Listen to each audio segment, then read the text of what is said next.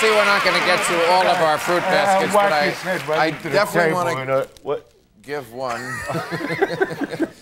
to the British court that separated those conjoined twins. Do you remember that story this year? There was two conjoined twins, and they were going to die. They shared a heart and lungs. But each had their own cell phone, I thought, which is odd.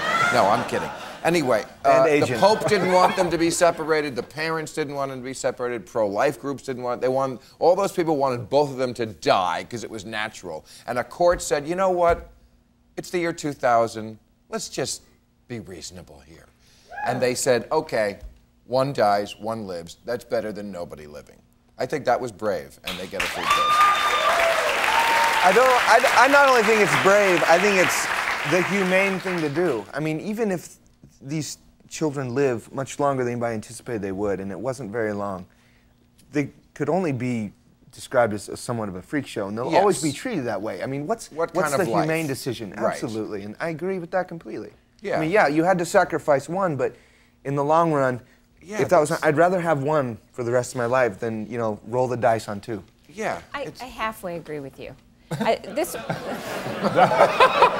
apropos! Yeah.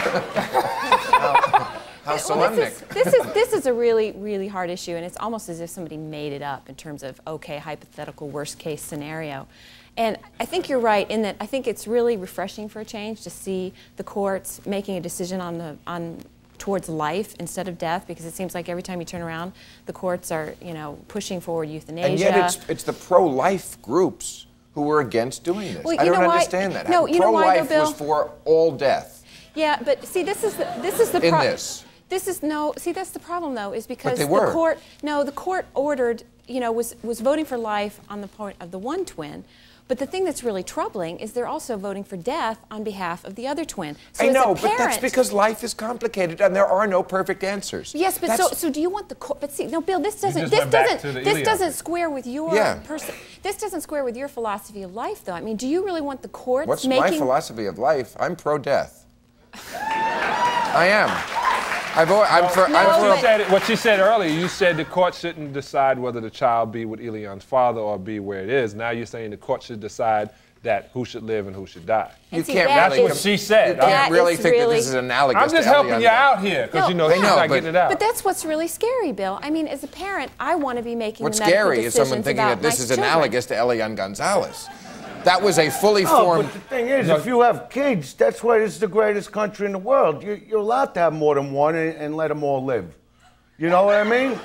Like, you know, sometimes my kids, they don't clean up after each other, but it's not like assassinate one because the other one's a pain in the neck. You let them both grow up. That's why this is good. Yeah, but I think...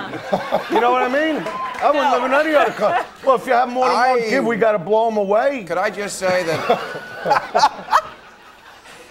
I don't think any of your kids should live. I really don't. Not with you, anyway. All right, I got to take a break. We'll be right back.